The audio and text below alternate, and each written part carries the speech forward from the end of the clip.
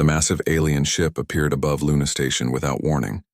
Its dark metal surface gleamed with strange symbols that hurt human eyes to look at directly. The ship was 10 times larger than anything humans had ever built, shaped like a twisted spear pointing at Earth's heart. Admiral Sarah Chen stood in the command center, watching the alien vessel through the reinforced windows. Her coffee had gone cold an hour ago, but she did not move to get a fresh cup.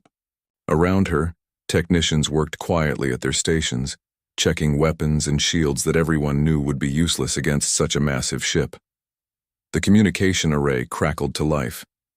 A voice spoke in perfect English, though the accent was strange and musical. "Greetings, primitive humans. I am Ambassador Crixtal of the Zeltharian Empire, speaking for the Galactic Dominion Council. You will prepare to receive our official message." Chen pressed the reply button. "This is Admiral Sarah Chen of the United Earth Defense Force. You may proceed with your message." A hologram appeared in the center of the command room. The alien was tall and thin, with purple skin that seemed to shift colors in the light. Its head was larger than a human's, with 4 eyes arranged in a diamond pattern. It wore robes covered in gold thread that moved like living things. "Humans of Earth," the alien began, its voice carrying across not just Luna Station, but every communication network on Earth and beyond.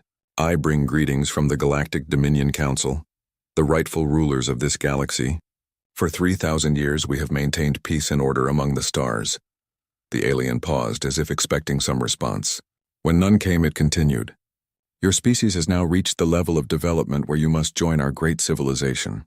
This is a wonderful honor that few species receive. You should feel grateful for this opportunity." Chen noticed that the broadcast was being transmitted across multiple galactic networks. This was not just a message to Earth. Every species in the galaxy was watching this moment. "As is tradition," Crixtal continued, "all new member species must pay the honor tax.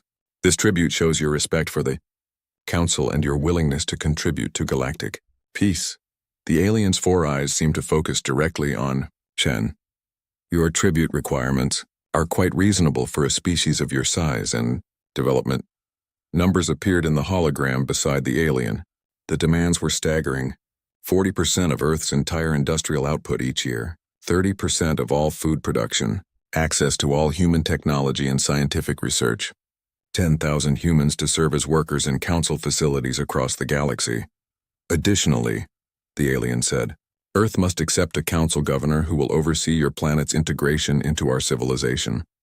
All human military forces must be disbanded. All weapons of war must be surrendered. These are standard requirements that ensure peace and stability. Chen felt her jaw tighten, but she kept her expression neutral. Around the command center, she could see her officers struggling to maintain their composure. Crixtal seemed pleased with himself. "I should mention that 847 species have already joined our great civilization in this manner. Each one has found prosperity and peace under council guidance." The alien's expression became more serious. "I should also mention what happens to species that refuse our generous offer." New images appeared in the hologram. The first showed a planet covered in crystal formations. The Crystec were a silicon-based species. Very proud, very advanced. They believed their crystal technology made them superior to other races. When they refused to pay tribute, we demonstrated the fragility of their crystalline forms. Their planet now serves as a mining operation. Their crystals make excellent decorative materials. The image changed to show an empty ocean under alien stars. The Deepmers were an aquatic species. They claimed their oceans were sacred and could not be shared. We taught them that water boils at quite reasonable temperatures. Their planet is now a desert world, suitable for species that prefer dry climates. The final image showed what looked like a museum display case filled with weapons and armor. The Thraken were warriors, much like humans appear to be. They believed their strength and fighting spirit would protect them. They made excellent hunting prey for our warrior castes. Their weapons and armor are now displayed in museums across the galaxy as reminders of their folly. Crixtal's 4 eyes gleamed with satisfaction. "I trust these examples make our position clear. The Council does not make threats. We simply explain consequences.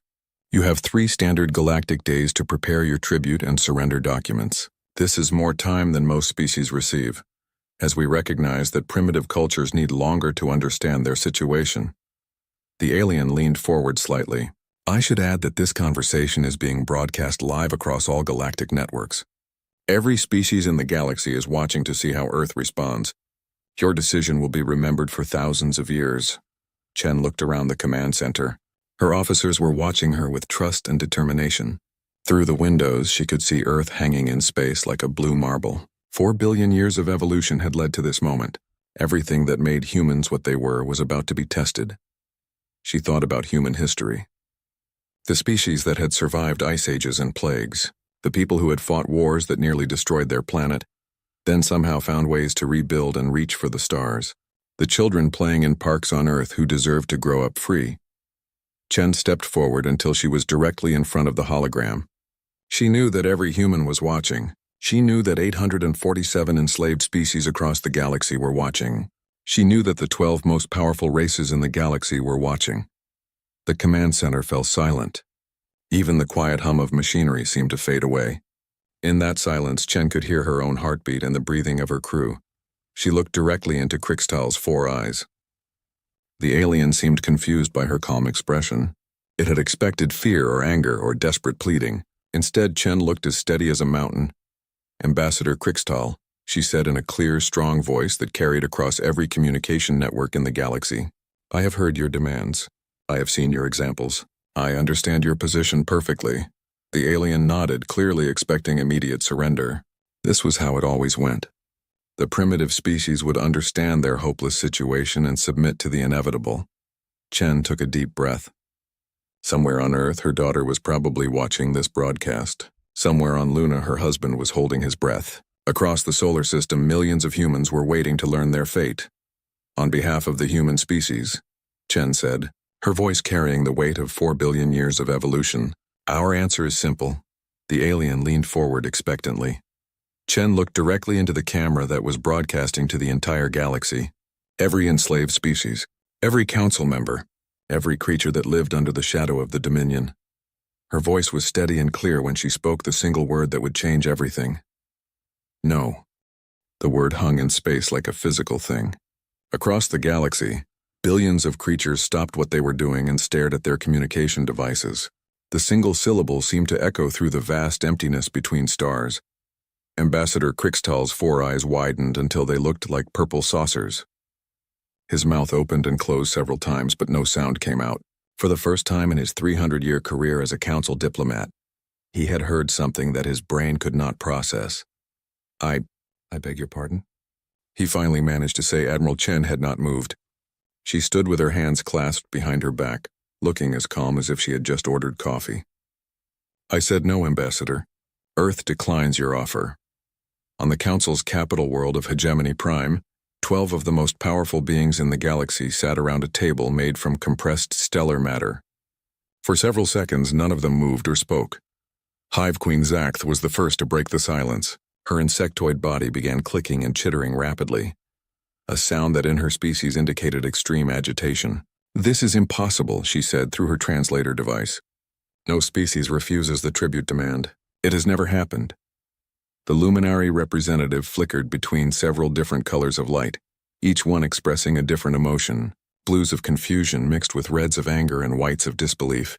"Perhaps they do not understand," it suggested in its musical voice. "Their translation systems might be primitive."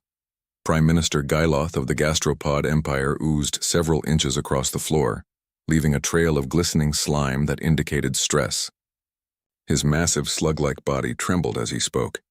"They understand perfectly." I watched the human female's face. She knew exactly what she was saying. General Tholgax of the Ceridian Empire slammed his clawed fist on the table, causing small cracks to appear in the stellar matter. His reptilian features twisted with rage. "Then they will learn why no one says no to the Council. I will take the Kriegsheer Armada to their system and turn their planet into molten rock." "Wait," said Elder Vorth of the Ancient Collective. The old being had lived for over 2,000 years and had seen the rise of the Council from its earliest days. "Something is wrong here. No species achieves interstellar travel without understanding basic survival instincts. They must know what refusing means." Meanwhile, across the galaxy, enslaved species huddled around hidden communication devices, passing the word from planet to planet. On the mining world of Kepler 442b, a Thrixian worker named Growl stopped his drilling equipment and looked up at the cave ceiling. "Did you hear that?" he whispered to his fellow miners. Hear what? Asked another Thrixian, but even as he spoke he was lowering his tools. Someone said no. The word spread through the mine like fire through dry grass. Within hours, every enslaved being on the planet had heard about the humans and their impossible response to the Council's demand. On Titan 7, in the agricultural domes, Floraxian farmers paused in their endless harvesting. Their plant-like bodies swayed in the artificial wind as they shared the news through chemical signals that their overseers could not detect. A species called humans, the message said. They refused tribute. They said no. One young Floraxian, barely past her first blooming, raised her head toward the dome ceiling. What does no mean? She asked. The older farmers looked at each other. It had been so long since any of them had used that word that they had almost forgotten it existed. Back on Luna Station, Admiral Chen was issuing orders with military precision. Colonel Martinez, I want all defensive systems online within the hour. Captain Singh, begin evacuation procedures for non-essential personnel. Dr. Yamamoto, make sure all research data is backed up to the outer system facilities. Her officers moved quickly to carry out their orders. None of them questioned the Admiral's decisions. They had all known this moment would come eventually. Admiral, said her communications officer, we're receiving messages from across Earth. Government leaders, military commanders, civilian populations, they all want to know if we're really going to fight. Chen looked at the tactical display showing Earth's position in the solar system. Tell them yes, Lieutenant. We're going to fight. On Earth, the response to the Admiral's declaration was unlike anything in human history. Instead of panic, there was a strange sense of relief. Humans had spent 2 centuries wondering when this moment would arrive. Now that it was here, they could finally stop wondering and start acting. In New York, the UN General Assembly held an emergency session. For the first time in decades, every single member voted the same way. The resolution was simple. Earth would not surrender. In Beijing, military factories that had been idle for years suddenly roared back to life. Workers who had been building peaceful spacecraft began assembling weapons instead. In Moscow, silos that had held nuclear missiles since the early space age were opened for the first time in a century. The weapons inside were far more advanced than the primitive bombs that had once threatened to destroy humanity. In London, scientists who had been working on theoretical physics projects suddenly found their research classified at the highest levels. Experiments that had seemed like academic curiosities were now potential weapons of war. But it was not just the major powers that responded. On every continent, in every nation, humans began preparing for something their species had never faced before. A war for survival against an entire galaxy. Ambassador Krixtal was still trying to understand what had happened.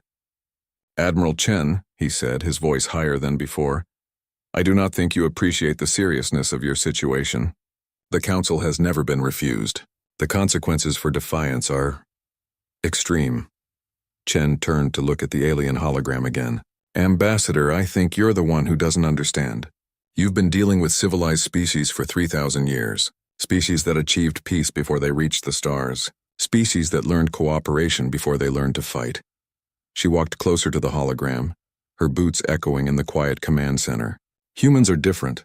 We reached the stars while we were still fighting wars on our home planet. We achieved interstellar travel while still maintaining armies and weapons in the mindset of predators.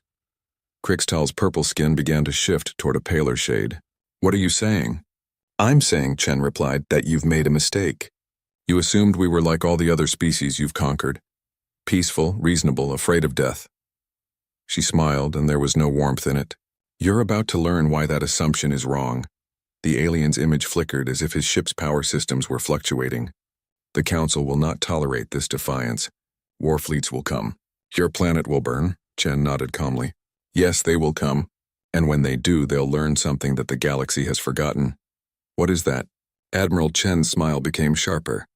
They'll learn what happens when you threaten a species that has spent its entire existence fighting for survival. They'll learn what no really means. The transmission ended abruptly as Krixtal's ship departed Luna Station, racing back toward Council space. But the word had already been spoken. Across the galaxy on 847 enslaved worlds, beings who had forgotten the meaning of defiance began to remember. The age of tribute was ending. The age of resistance had begun. 3 days passed before the council made their decision. 3 days of heated arguments, desperate consultations with ancient records, and growing panic among the galaxy's ruling class. In the end, they chose the only response they knew. War Commander Thulgak stood on the bridge of his flagship, the inevitable Victory, watching as 500 council dreadnoughts assembled in formation. Each ship was the size of a human city, bristling with weapons that could crack planets in half. The Kriegsheer Armada had never faced serious resistance in its 1,000-year history. "Set course for the Sol system," Thulgax ordered, his reptilian voice echoing across the bridge. "Maximum speed. These humans need to learn their place quickly, before their defiance spreads to other species." His tactical officer, a multi-armed arachnoid named Clictor, manipulated several control panels at once.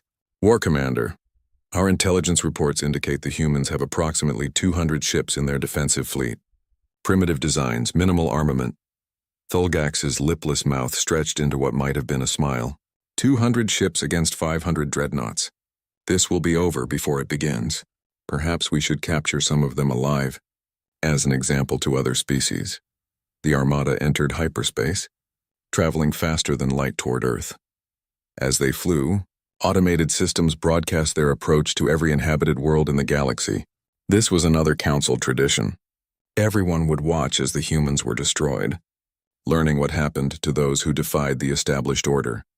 On enslaved worlds throughout the galaxy, beings gathered around hidden communication devices, watching the feeds with growing excitement and terror. For the first time in millennia, someone was going to fight back against the Council, but everyone knew how this would end. The Council's military power was overwhelming. On the mining world of Kepler 442b, Graal and his fellow Thrixians worked slowly, stealing glances at the small device hidden in their equipment.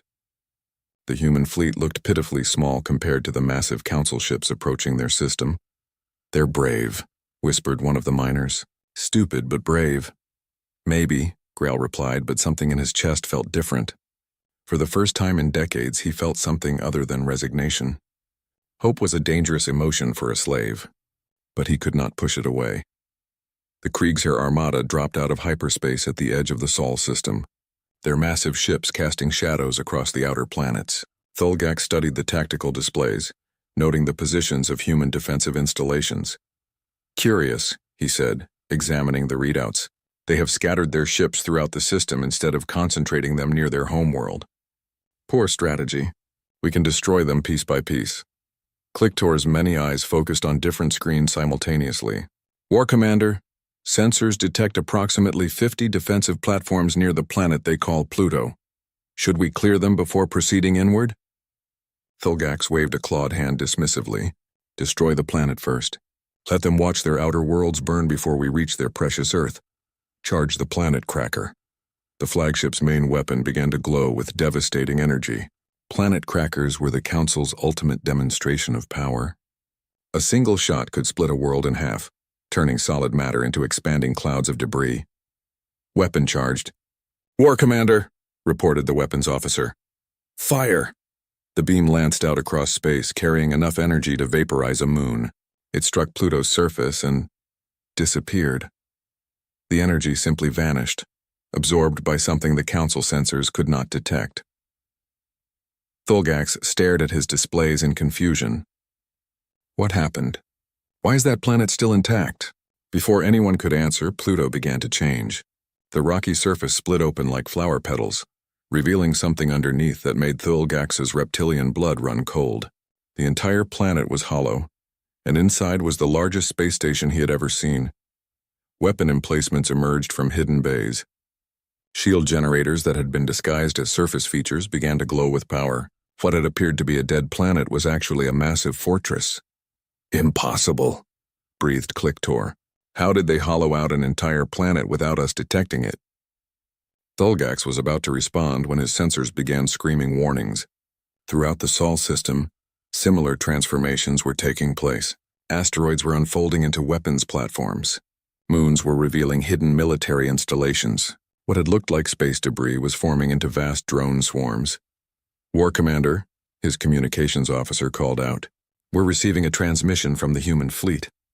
A hologram appeared on the bridge. showing Admiral Chen standing calmly on what appeared to be a human warship's command deck. Behind her, human officers worked at their stations with quiet efficiency. "War Commander Thulgax," she said, somehow knowing his name and rank. "Welcome to the Sol system. You are trespassing in human space. Turn around and leave, and we will consider this a misunderstanding." Thulgax's anger overcame his surprise. "Human female, you are in no position to make demands. Surrender now and your death will be quick." Chen's expression did not change. "I'm sorry to hear that. We had hoped this could be resolved peacefully." She turned to someone off-screen. "Colonel Martinez, you may begin the demonstration." Every human ship in the system suddenly opened fire simultaneously, but they were not firing at the Council fleet. Instead, they targeted a large asteroid that had been drifting between Mars and Jupiter. The concentrated firepower struck the asteroid and completely vaporized it in seconds. "That asteroid," Chen explained calmly, "was roughly the same size as one of your dreadnoughts. We wanted you to understand what you're facing before this goes any further." Thulgax studied his tactical displays with growing unease. The firepower required to vaporize an asteroid that size should have been impossible for such primitive ships. "Your weapons are more advanced than our intelligence indicated," he admitted. "Our weapons are the least of your problems," Chen replied. "War Commander, your species and the others on the Council have spent thousands of years in peace. You've forgotten what war actually means. You've been fighting civilians and slaves for so long that you've forgotten how to fight soldiers."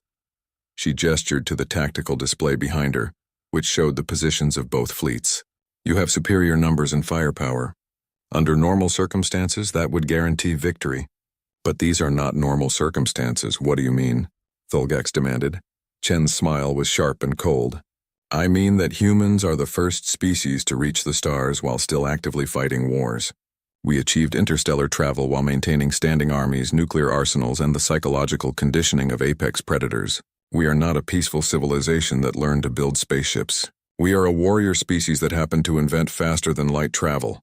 Thulgax felt a chill run down his spine. In all his years of conquest, he had never faced an enemy that spoke of war with such casual confidence. "You still don't understand," Chen continued. "Let me explain it simply. Your 500 ships represent the majority of the Council's military power. Losing them would be a disaster for your empire. Our 200 ships represent less than 10% of Earth's defensive capability. Losing them would be unfortunate." The human admiral leaned forward slightly. "We are not trying to win a glorious victory, War Commander. We are trying to send a message, and sometimes the best way to send a message is to let your enemies destroy themselves against your defenses." Thulgax's tactical officer looked up from his displays with confusion and growing fear. "War Commander, our deep scans are detecting massive energy sources throughout this system. There are weapons platforms hidden inside planetary rings, military installations built into moon cores, and defensive networks we cannot fully map." "How is this possible?" Thulgax whispered. Admiral Chen answered as if she had heard him. "Because while your species were building an empire, humans were building a fortress. We've had 200 years to prepare for this moment, War Commander. 200 years to turn our entire solar system into a weapon." She stood up straighter, and her voice carried the weight of absolute conviction. "You want to test your ships against our defenses? You want to see what happens when an empire that has forgotten how to fight meets a species that has never stopped fighting?" Chen's smile became predatory. "Then come ahead, War Commander. But remember this moment. Remember when we gave you the chance to leave." The transmission ended, leaving Thulgax staring at an empty hologram. Around him, his bridge crew waited for orders. In the distance, Earth hung like a blue jewel, seemingly defenseless and vulnerable. But Thulgax was beginning to realize that appearances could be very deceiving. War Commander Thulgax made his decision with the confidence of 1,000 victories. All ships advance on the human homeworld. Destroy any resistance. Show them the price of defying the Council. The Kriegsherr Armada moved forward in perfect formation. 500 massive dreadnoughts sliding through space like predators approaching helpless prey. Their weapons charged, their shields glowed with power, and their crews prepared for what they expected to be a quick and decisive battle. The human fleet waited for them. As the Council ships approached the inner system, Admiral Chen stood on the bridge of her flagship, watching the enemy formation with calm eyes. Around her, human officers worked at their stations with the quiet efficiency of people who had trained for this moment their entire lives. "Admiral," her tactical officer reported, Enemy fleet is within engagement range. All human ships report ready for combat. Chen nodded. Open a channel to all ships. All frequencies. When the connection was established, her voice carried to every human vessel in the system. But more importantly, it carried to the hidden networks that enslaved species used to communicate across the galaxy. Billions of beings who had never heard of humans were about to learn what they were made of. To all human ships, Chen said, her voice steady and clear. Today we fight not just for Earth, but for every species that has ever been forced to kneel before the Council. Today we show the galaxy what freedom looks like. She paused, looking at the tactical display that showed the massive Council fleet approaching like a storm cloud. Remember, Sol, she said simply. Across the human fleet, the same words echoed from ship to ship. Remember, Sol. Remember, Sol. Remember, Sol. Thulgax watched the human formations with growing unease. Something was wrong. The human ships were not running. They were not even trying to use superior speed and maneuverability to avoid his dreadnoughts. Instead, they were flying directly toward the Council fleet. War Commander, his tactical officer Clictor said, confusion clear in his insectoid voice. The humans appear to be attempting ramming attacks. This is highly irregular. Thulgax's reptilian features twisted with disgust. Primitive barbarians. They don't even understand basic space combat. Open fire. Destroy them before they can damage our ships with their crude tactics. The Council fleet opened fire, and space lit up with energy beams and missile trails. The first wave of human ships disappeared in brilliant explosions, vaporized by weapons that could melt asteroid-sized chunks of metal. But something was wrong. As each human ship died, it sent out a final transmission. Remember, Sol. And more human ships kept coming. Tactical report, Thulgax demanded. Clictor's many arms worked frantically at his control panels.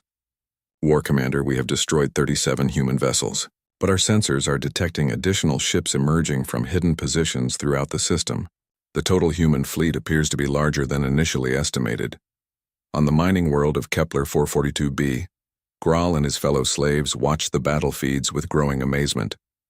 Human ships were dying, yes, but they were dying while advancing. Ships that were crippled by Council fire did not surrender or retreat. Instead, they accelerated toward the nearest enemy vessel and detonated their reactors in suicide attacks. They're insane, whispered one of the Thrixian miners. No, Graal said, his voice filled with something he had not felt in decades. They're free. Back in the Sol system, the true horror of the situation was becoming clear to Thulgax. The humans were not fighting like any civilized species. When a Council ship was disabled, it would signal surrender and wait for rescue. When a human ship was disabled, it would ram the nearest enemy vessel and explode. War Commander, his communications officer reported, we are receiving surrender signals from multiple human vessels. Thulgax felt a moment of relief. Finally, the primitive species was showing some sense. Accept their surrender. Take prisoners for questioning. Sir, the signals are not what we expected. The main screen showed a human ship that had lost most of its hull to Council fire. The vessel was clearly dying, its atmosphere venting into space through massive holes in its armor. But instead of a surrender, the transmission showed a human captain, blood running down his face, smiling into the camera. This is Captain Rodriguez of the Earth Defense Ship Liberty, the human said. We're not surrendering. We're saying goodbye. He turned to his remaining crew. Remember, Sol, people. Remember, Sol. The ship accelerated directly into the nearest Council dreadnought and detonated with the force of a small nuclear bomb. Thulgax stared at the explosion in disbelief. They destroyed themselves rather than surrender. What kind of species does such a thing? His question was answered as more human ships followed the same pattern.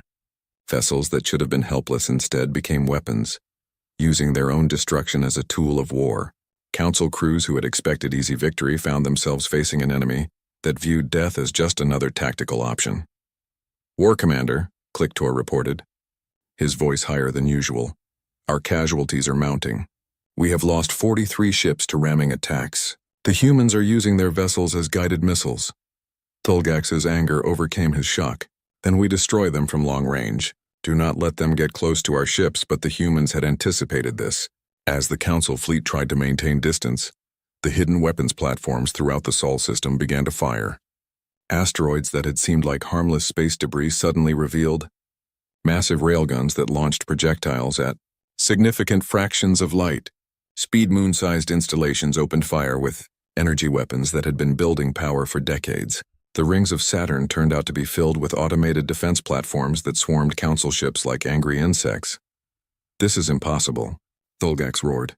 "How did they build such defenses without the council knowing?" Admiral Chen's voice answered him across an open channel. "Because you weren't paying attention, War Commander. You saw a primitive species and assumed we were harmless. You never bothered to investigate what we were actually doing during our 2 centuries of space travel." Her image appeared on his main screen again, but now she was standing in what appeared to be a massive command center built inside an asteroid. Behind her, humans worked at stations that controlled weapons and defenses throughout the solar system. "Let me educate you about human history," Chen continued. "We are a species that survived ice ages by making weapons from rocks and sticks. We survived plagues by learning to adapt and overcome. We survived world wars by becoming better at killing than our enemies." She gestured to the tactical displays around her. "When we reached the stars, we didn't abandon those lessons. We applied them. Every asteroid we mined was also turned into a fortress. Every moon base was also a weapons platform. Every space station was also a military installation." Thulgax watched in growing horror as more human ships emerged from hiding places throughout the system. They had been concealed in the shadows of planets, hidden in asteroid fields, and disguised as civilian vessels. The 200 ships he had expected to face were actually over 1,000. "You made a fundamental error," Chen explained. "You assumed that a species needs to choose between peace and war, between civilization and barbarism. Humans chose both. We built a peaceful society while maintaining a warrior's mindset. We created art and music and literature while never forgetting how to fight." A council dreadnought exploded in the distance, destroyed by concentrated fire from human vessels that had appeared from 3 different directions. The attack had been coordinated with military precision that spoke of centuries of planning. "War Commander," Chen said, her voice almost gentle, "you are the product of a civilization that conquered the galaxy through overwhelming force applied against peaceful species. You have never faced an enemy that was prepared for you. You have never fought a species that considered war an art form." Thulgax's flagship shuddered as human missiles struck its shields. Around him, damage reports poured in from across the fleet. Ships that had never been seriously threatened in their entire service history were being destroyed by an enemy that fought like demons. "This ends now," he snarled, activating the fleet's most powerful weapons. "All ships full power to planet crackers. We will destroy their homeworld and end this madness." But as the council ships charged their ultimate weapons, every human ship in the system suddenly accelerated toward them, not to ram, but to position themselves between the council fleet and Earth. "War Commander," Chen said, her voice carrying across space with absolute conviction. "You can destroy our ships. You can crack our planets. You can kill every human in this system. But you cannot make us surrender, and you cannot make us kneel." She smiled, and in that smile was 4 billion years of evolution, 200,000 years of human survival, and 10,000 years of human warfare. "You want Earth?" she asked. "Then come and take it." The human fleet opened fire with everything they had, and space became a battlefield unlike anything the galaxy had ever seen. The Battle of Sol lasted 18 hours. When it ended, space around Earth was filled with the debris of 500 Council dreadnoughts. Not a single ship from the Kriegsheer Armada survived to report back to the Council. The silence from the Sol system was more terrifying than any battle report could have been. War Commander Thulgax spent his final moments watching human ships close in around his burning flagship. His crew was dead, his weapons were destroyed, and his shields had failed. In the end, he understood something that the Council had forgotten during their 3,000 years of easy conquest. There was a difference between ruling through fear and ruling through strength. Fear could make people obey, but strength could make them fight back. The humans had both. On the bridge of her damaged flagship, Admiral Chen looked out at the wreckage of the Council fleet. Around her, exhausted human officers began the process of rescue and recovery. They had won, but the victory had cost them nearly half their ships and thousands of lives. "Admiral," her communications officer reported, "we're receiving transmissions from across the galaxy. Every enslaved species is asking the same question." Chen nodded. She had expected this. "What are they asking?" "They want to know how to say no. On Kepler 442b, Graal stood in the mine shaft where he had worked for 20 years. But for the first time in 2 decades, he was not working. None of the Thrixians were. They had put down their tools and were looking up at the tunnel entrance. The humans won, he said to his fellow miners. They actually won. An older Thrixian, his crystalline features scarred from years of hard labor, shook his head in amazement. I never thought I would live to see the day when someone defeated the Council in open battle. Graal picked up his mining laser and looked at it with new eyes. You know, he said thoughtfully, this tool could be used for other things besides mining. Within hours, similar conversations were happening on enslaved worlds throughout the galaxy. The Floraxian farmers on Titan 7 stopped harvesting crops for their council overseers and began planning something their species had not attempted in centuries. Revolution. On the water world of Aquarius Prime, the dolphin-like cetaceans who had served as the council's communication specialists began using their networks to spread a different kind of message. Instead of council orders, they transmitted human battle songs and recordings of Admiral Chen's speeches. The council tried to maintain control. Emergency meetings were called. Military reserves were activated. Propaganda broadcasts assured everyone that the human victory was a temporary setback that would soon be corrected. But it was too late. The word no had been spoken, and once spoken, it could not be taken back. Admiral Chen stood in the rebuilt command center on Luna Station, watching reports stream in from across the galaxy. 3 months had passed since the Battle of Sol, and the effects were still spreading like ripples in a pond. Admiral, her intelligence officer reported, the Thrixian mining colonies have declared independence. The Floraxian agricultural worlds have stopped food shipments to council planets. The cetacean communication networks are refusing to carry council messages. Chen nodded. And the council's response? They're sending military forces to restore order, but they're spread thin. The Kriegsheer Armada was their primary military force. Its destruction has left them with mostly local defense fleets and ceremonial guards. Chen turned to look at Earth through the station's main window. The blue planet looked peaceful, but she knew that beneath its serene appearance, humanity was preparing for the next phase of their plan. Colonel Martinez, she said to her aide, is the Liberation Fleet ready? Yes, Admiral.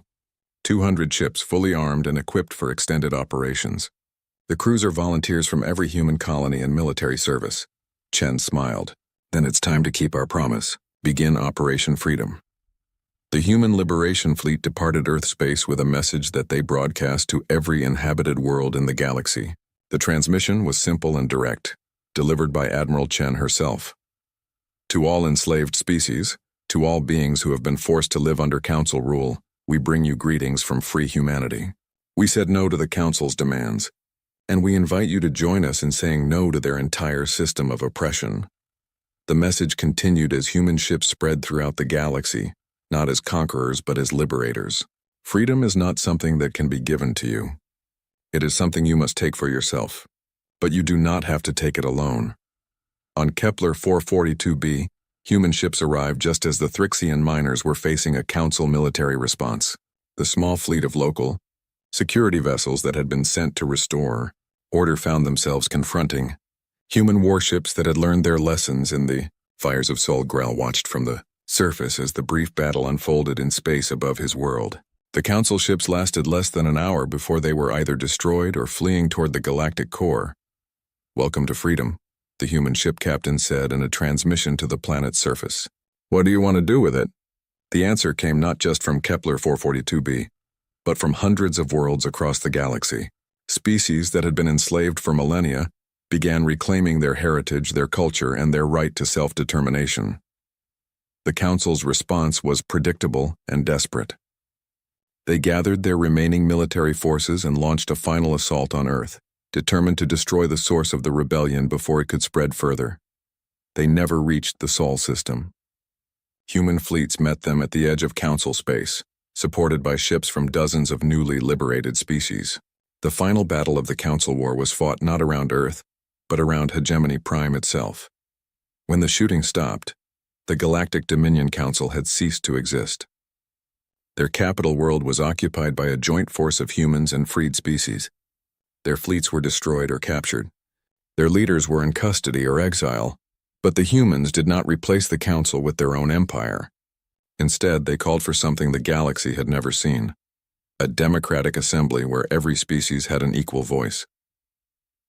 Admiral Chen stood before the first meeting of the Galactic Assembly of Free Worlds, looking out at representatives from over 400 species. Some were former council members who had renounced their old ways. Others were newly liberated slaves who still bore the scars of their oppression. 6 months ago, she began, the council demanded tribute from humanity.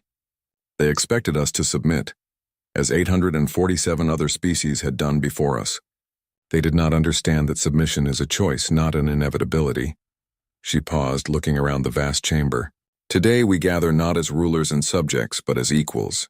Not as an empire, but as a community. The age of tribute is over. The age of cooperation has begun. The founding document of the Galactic Assembly was surprisingly short.